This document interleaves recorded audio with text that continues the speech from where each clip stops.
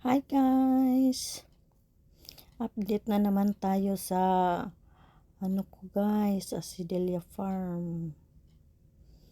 Ayan may tumutubo na kunti. Mayroon ng green. Nakalbo siya guys, kasi sinunog nila.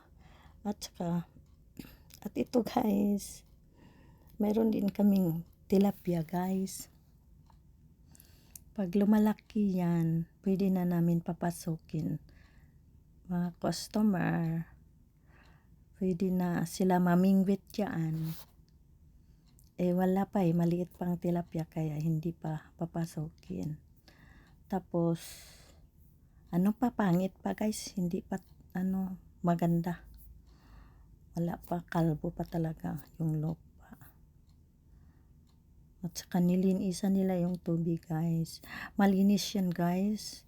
Malamig at saka running water, fresh water. Maganda sana paliguan kaso lang tilapia mo na. Magasto pang gagawin ng paliguan. Tilapia lang muna guys. Yan, nagpatanim ako ng lubi. Diyan. Yung dwarf lubi. Ayan may tubo na siya guys. May green na siya.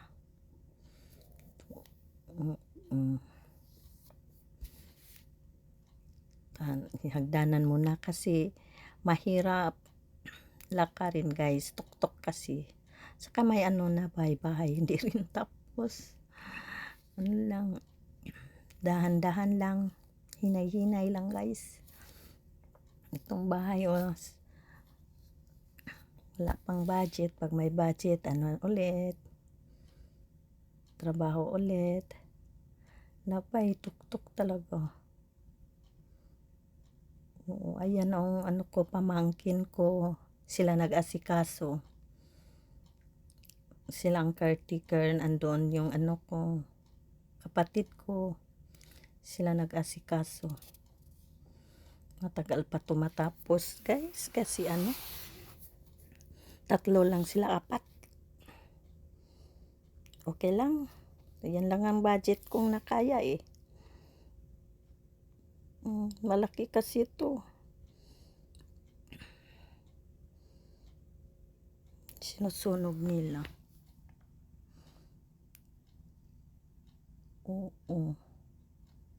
Ayun. May mga pa tuod di pa nakuha. May mga bato pa. Malalaking bato. Ayun.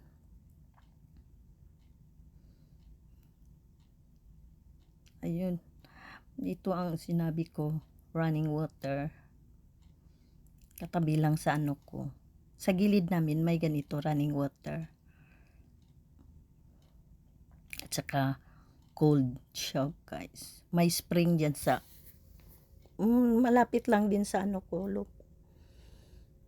Diyan. Diyan banda may spring dyan. Galing sa lupa. Tapos dito pinapasok sa amin. Dito ito may parang kanal dyan. Tubig ang pasok dyan guys. Fresh water talaga. Running water. Saka cold. Yung tilapia niyan masarap. Hindi mapaho kasi running water. Ayan sila.